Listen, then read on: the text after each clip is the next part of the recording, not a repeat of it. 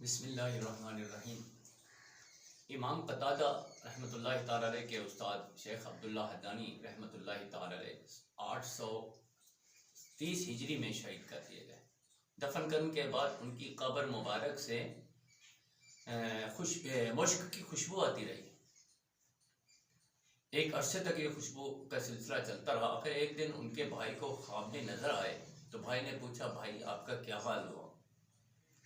तो उन्होंने शेख ने फरमाया कि अल्हम्दुलिल्लाह मुझे बख्श दिया गया।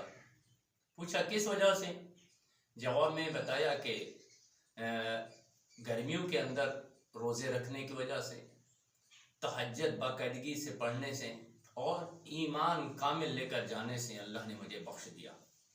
जी हाँ प्यारे भाइयों, ईमान कामिल लेकर जाना बहुत बड़ी सादत है। अल्लाह ताला हम सबको भी ईमान कामिल के साथ इस दुनिया से रुखसत फरमाए।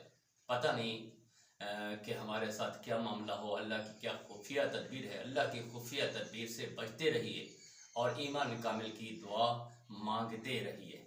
प्यारे इस्लामी भाइयों, इसी तरह इमाम बुखारी रहमतुल्लाहि ताला अलैह की कब्र मुबारक से भी खुशबू आती रही। एक अरसे तक बार बार कब्र पर मट्टी डाली जाती थी, मगर लोग खुशबू की वजह से आपकी कब्र की मट्टी उठाकर लेकर जाते थे।